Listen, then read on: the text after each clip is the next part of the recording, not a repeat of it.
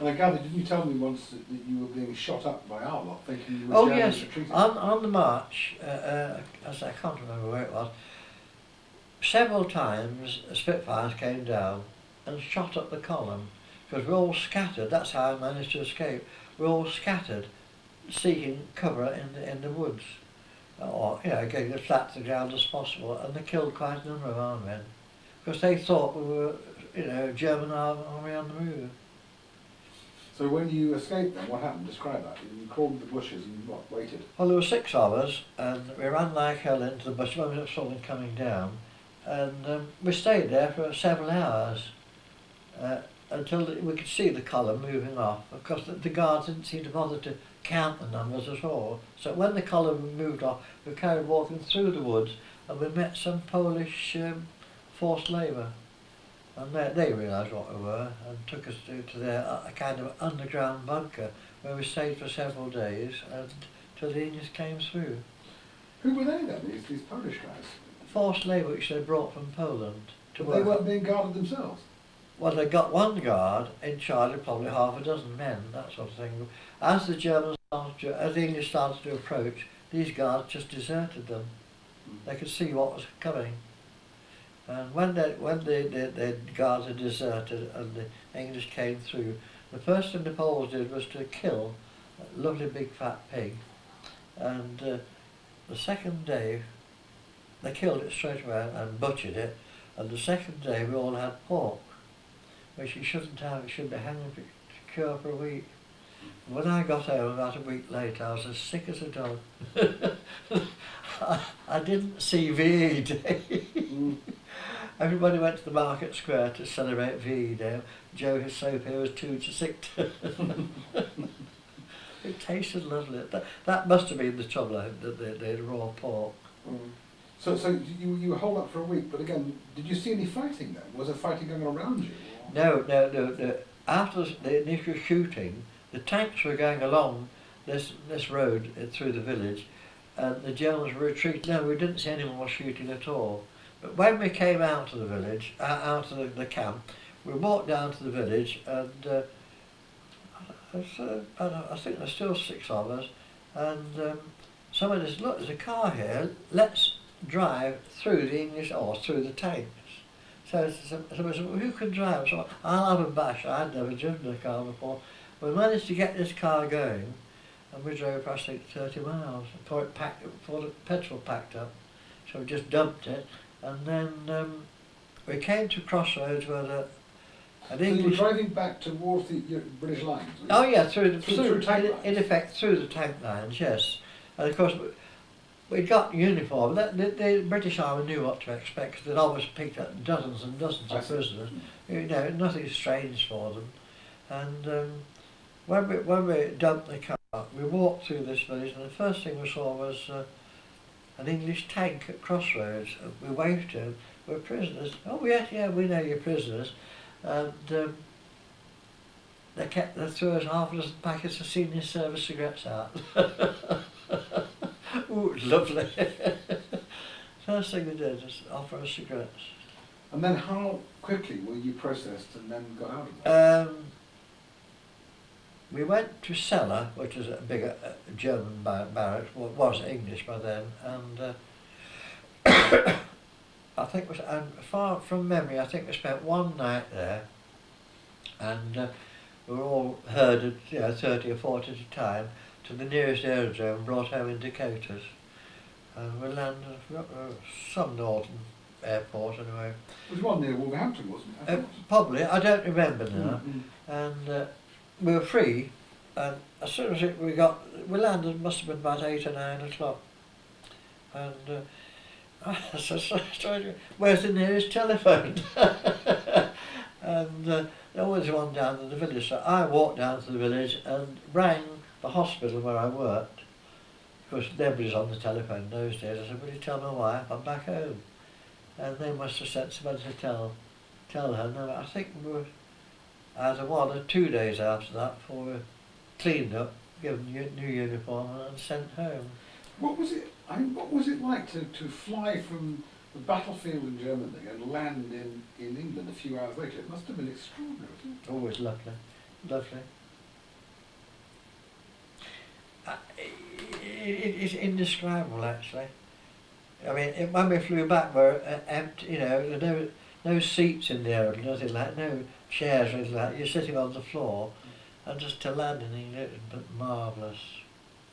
But the most embarrassing, you can't believe this, the most embarrassing thing was, when we landed, we were, you know, a bus met us on the tarmac and brought us to the reception area, and each man was escorted by a WAF to an interrogation table. And I could barely speak to this white woman. You can't believe that, can you? I was embarrassed to talk to a white woman. I hadn't spoken to a woman for 4 years. Yeah. Embarrassing. Soon got over it. Yeah, gets all your arm, dodges you along there. Oh, did you land in daylight or night time?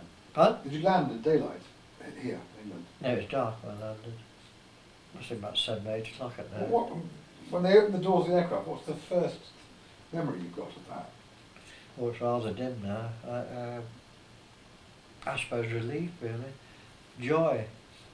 I'm trying to picture, you know, English food, for example. That's amazing to see English food, to smell it. Well, there again, I mean, you knew what was coming. I'm back home now, as far as you're concerned. Back at home, it means everything's going to be normal. And you accepted that. As I said, the only thing I found difficult was talking to these wives. Embarrassed talking to a woman. Could never having spoken. You can't imagine that, can you? If you hadn't spoken to females for nigh on 4 years, and then of course strange females, your own wife or your sister were rather different, but a strange female. Were you lucky to have got back so quickly because you were in a battle area? They had to get you out quickly, do you think? Is that why you... Yeah, they shipped us out as fast as they could. They had assembly points, and this one was quite a nearby army camp. And yes, they wanted to get us away quickly. So these planes were bringing supplies into them, they're taking you out with them? That's right, yeah. Round trip? Yeah. And one thing I do remember, this army camp that took us to get to the aerodrome, we had a convoy of about, just coming back to me now, about 30 army lorries driving us away from the front to get to the aerodrome, and 2 or 3 of them overturned, these lorries, and hit trees. It was night time, and the drivers obviously fell asleep, exhausted, and quite a number of them were killed. Again, Joe Soap, as I could speak Joe, they wanted a doctor. They drove me around the village nearby looking for a doctor. And I remember knocking at the door and saying, "The doctor, can you please come and have a look at my comrades who were killed, or killed and injured." What was the reception you got from the British troops then that picked you up? Were they busy, too busy to talk to you? Were they rushing on through? I mean, trying to picture they got time to talk to you. As I say, by that time, they were used to picking up ex-prisoners, you know, and being nice to them. Then we'd have possibly had a rough time. And you got back before the war ended, didn't you? Just before the war ended? Yeah, I was home 2 or 3 days before VE Day, because I remember I was in bed and your mum and everybody else went to the market square to celebrate VE Day, but I couldn't go because I was ill. I'll tell you one thing, in one of the villages, I can't remember where it was, it must have been when the convoy stopped taking us to the aerodrome in the daylight, and eventually we were stopped to get something to eat, and we had army rations, and they wanted to make tea, you know, hot water, and we stopped in this village, and several of us went to a nearby house and said, a couple of middle-aged ladies, "Can you boil some water?" Which they did, using cardboard and everything they could find to boil the copper to make tea. And I'm ashamed to say that 1 or 2 of the blokes, Army and the Air Force, pinched a lot of silver out of that house. I was disgusted, actually, whether the Germans or English. I don't think you should thieve, even in water. I know it is done, but I was really sorry for these 2 old dears. Stuck in my mind years after that, did. They're quite willing to accommodate you. But I don't think they deserve that sort of treatment. But it does happen, doesn't it? In wartime, it does. Yeah. Terrible thing. You see, fairly recently, 2 or 3 years ago, there was a big sale of Bassett locomotives, German and another make.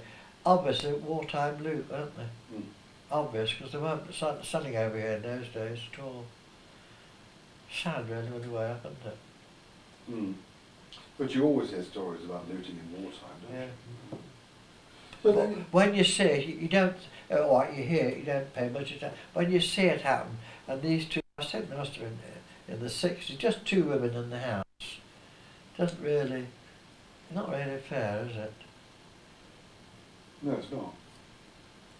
But then it sounds from what you said that you didn't see much, and that's something, apart from your own experience, you didn't see much cruelty or Oh no, evil no, at all. no, did you? no. Even though around you terrible things were happening, weren't they? Yeah, oh no, no. I've seen nothing in the way of cruelty or warfare as you imagine. Nothing at all. Except these few dead Germans, and they were dead, and they were shot before we got down to the village anyway. We just saw the results of the war. But I'm hearing the gunfire in the distance, but I've never seen anybody shot, in battle.